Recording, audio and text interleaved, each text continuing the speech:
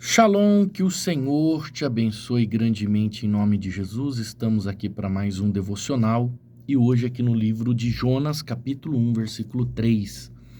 Mas antes, eu quero fazer um convite para você que ainda não é inscrito no nosso canal. Se inscreva, dá um joinha aí no vídeo, porque você ajuda a plataforma a entender que ela precisa mandar esse vídeo para mais pessoas. E se esse vídeo tem te ajudado, envie para pessoas, grupos de família, ajude as outras pessoas como você está sendo ajudado aqui, porque essa palavra, ela não é minha, a palavra, ela é de Deus. Jonas capítulo 1, versículo 3. Jonas se aprontou, mas para fugir do Senhor, indo na direção contrária. Ele desceu a Jope e ali encontrou um navio que estava de saída para a Espanha. É interessante, né? Quando os problemas emocionais tomam conta da nossa vida, a gente perde a nossa inteligência. Eu te pergunto, existe algum lugar onde Deus não está? Como que Jonas podia fugir de Deus? Né? Ele era um profeta. Ele sabia que Deus é onipresente e que está em todos os lugares. Só que Jonas, como profeta, ele sabia de uma coisa: Deus está em todos os lugares, mas ele se manifesta para o lugar aonde ele mandou você ir. Exatamente. Deus não está em todos os lugares, mas ele se manifesta aonde ele te enviou. Não é assim? Existem muitas igrejas hoje. Deus não está em todos os lugares. Ele se manifesta para o lugar aonde ele te enviou. Não é porque ele está em todos os lugares que ele se manifesta em todos os lugares. E Jonas sabia que Deus iria se manifestar em Nínive. Então, ele fugiu. Ele foi para Jope, né? Hoje Jope é Tel Aviv. Existe até hoje aquele lugar, né? O Jope, ali em Israel. E ele desceu e ele encontrou um navio. Interessante, né? O inimigo, ele vai providenciar um caminho quando você decide fugir de Deus. Hoje já é difícil você encontrar um avião que te leve para um outro lugar assim, em cima da hora. Quanto mais um navio, ainda mais naquela época. Então, guarde essa palavra-chave. O inimigo sempre providencia um navio quando você decide fugir de Deus. Por quê? Porque a nossa palavra, ela tem poder. Aqui na nossa igreja, na comunidade Família de Deus, nós ensinamos muito as pessoas a usarem as palavras num ato profético, a profetizarem em favor da sua vida, profetizar a cura, profetizar a porta de emprego, profetizar, porque a palavra profética, ela tem poder. Guarda isso no teu coração. Tem gente que fala assim: eu não aguento mais esse marido, eu não aguento mais esse homem em casa. Pronto, o inimigo vai usar a sua palavra para providenciar um caminho para que ele saia da sua casa. Tá? Então você tem que tomar cuidado com isso. Eu não aguento mais esse filho. Cuidado, porque a sua palavra, ela tem poder. E o inimigo vai providenciar um caminho para que ele fuja da sua presença. Então, palavras têm poder. Por isso que aqui nós ensinamos as pessoas a usarem a palavra ao seu favor. Isso se chama palavra profética. E aí tem uma outra situação nesse texto. Diz assim: pagou, pois, Jonas a sua passagem e embarcou a fim de viajar para a Espanha. Veja que Jonas, ele pagou para fugir da presença de Deus. Gente, ele pagou. Sabe, tem muita gente que está pagando para poder estar na presença de Deus. Eu sou uma pessoa que eu paguei muito para estar na presença de Deus, né? Eu conheci um rabino. Esse rabino, ele me treinou a saber o que eu sei hoje. É claro que o Espírito Santo, é aquele que abre a nossa visão. Mas como é importante você estar do lado de pessoas que te treinam. Então, ele frequentava lugares que às vezes era caro. Eu falei, puxa, ele me chamou hoje para ir num restaurante, o restaurante é caro. E mesmo assim eu dava um jeito, eu pagava e eu ia.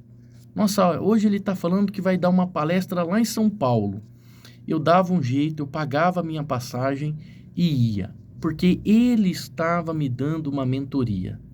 Então, eu pagava para estar do lado dele, porque a mentoria que ele estava me dando era muito importante. Então, para onde ele viajava, para onde ele ia, eu pagava para mim poder estar do lado dele, aprendendo com ele. Ou seja, isso me custava financeiramente. Jonas, ele está pagando para fugir da presença de Deus. Eu estava pagando para poder aprender a estar na presença de Deus. Porque tem gente que acha que para entrar na presença de Deus é simplesmente ir e dobrar o joelho. Então, ela precisa entender quais são os princípios para estar na presença de Deus e ser ouvido por Deus, chamar a atenção de Deus. Jonas, ele pagou para fugir de Deus. E aí eu te pergunto, né? Foi a partir desse momento que Jonas começou a enlouquecer. E por quê? Ele pagou com qual dinheiro? Da onde vinham os recursos de Jonas? Ele era profeta. Então, os recursos de Jonas vinham de Deus. E aí eu falo algo muito sério para você aqui. Se você reconhece que os seus recursos vêm de Deus, se você reconhece que cada centavo que você tem foi Deus que preparou, foi Deus que providenciou, se você reconhece que essa porta que você está hoje foi Deus que abriu, se você reconhece que a saúde que você tem para fazer o que você faz hoje, ela vem de Deus, ou seja, se você reconhece que todos os seus recursos vêm de Deus, nunca use os seus recursos para se afastar de Deus. Isso é muito grave, tá? Pelo contrário, use os seus recursos para se aproximar de Deus e para patrocinar o reino de Deus. Jonas, ele pagou a sua passagem para fugir de Deus. Ele pagou com o dinheiro do recurso que vinha do próprio Deus. E aí ele começa a entrar numa ansiedade crônica. Ele começa a desenvolver bipolaridade. Ele entra, porque o ventre do peixe, onde ele passou 3 dias e 3 noites, não foi nada pela crise de ansiedade e o desespero que ele viveu dentro da cidade de Nínive. Jonas, ele entra num estado a ponto de amar mais um pé de abóbora do que o próprio povo. Então ele entra numa crise de identidade, ele entra em depressão, ele entra em desespero, ele está ali meio que praticamente forçado a fazer aquilo. Ele vai, prega uma pregação michuruca para que ninguém acredite na palavra, e o povo creu na palavra, numa pregaçãozinha michuruca que ele pregou.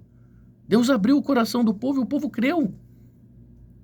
E isso mexeu ainda mais com a cabeça de Jonas, que ele não acreditava que a pregação dele ia ser ouvida. Ele pregou uma pregaçãozinha qualquer, subiu no alto do monte e falou, vou ficar aqui esperando Deus destruir Nínive, porque eles não vão crer na minha palavra. Só que o povo creu. Então, Jonas, ele tem muitas crises de identidade, bipolaridade, ele sofre emocionalmente, né? E aí uma outra coisa, olha só, um homem extremamente despreparado, ele entrou num barco que não era dele e ele colocou pessoas em risco. Ele pagou para fugir de Deus, entrou num barco que não pertencia a ele. Então nunca entre num barco que não é teu. Nunca entre numa família que não é tua. Deus não desfaz uma família para construir outra. Nunca entre numa empresa que não é tua. Nunca tenha inveja daquilo que não é teu. Cuidado, porque tem gente que tem inveja daquilo que não pertence a ela e ela quer destruir aquilo que não pertence a ela. E aí você coloca todo mundo em perigo, você coloca muitas pessoas em perigo. Eu me lembro de um filho meu na fé, eu falo muito aqui, que é uma lição que eu tive. Ele dividiu o ministério, ou seja, ele entrou num barco que não pertencia a ele, dividiu a igreja, levou um povo com ele e ele colocou todo esse povo em perigo. Porque hoje, após algum tempo, esse pessoal não está com ele e muitas dessas pessoas que eu encontro na rua estão afastadas, desviadas. Eu me lembro que eu estava fazendo evangelismo na rua e eu entrei numa adega para comprar uma garrafa de água, debaixo do sol quente fazendo evangelismo. Tinha um casal ali com uma torre de chopp bebendo, tinha afastado da presença de Deus. E eu fui conversar com eles.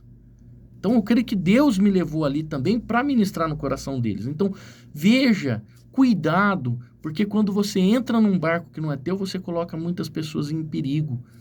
E esse pastor, ele colocou essas almas em perigo nas mãos do próprio Satanás. Primeiro, porque a rebelião é um espírito de feitiçaria, né? Nós aqui da comunidade Família de Deus, nós não nos alinhamos e nem nos aliançamos com nenhum ministério que surgiu de divisão.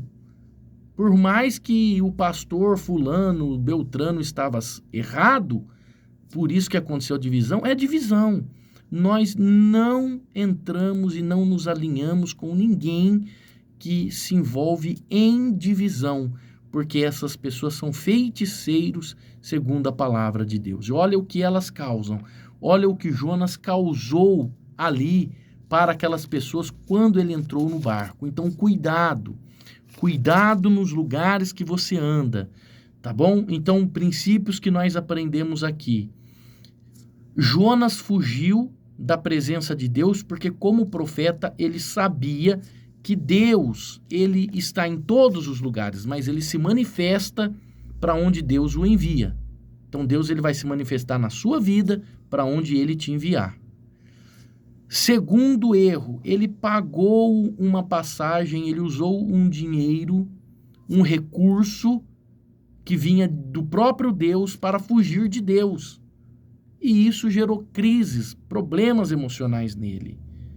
E terceiro, ele entrou num barco colocando outras pessoas em risco. Ele colocou a vida dessas pessoas em risco, sendo que o problema estava com ele.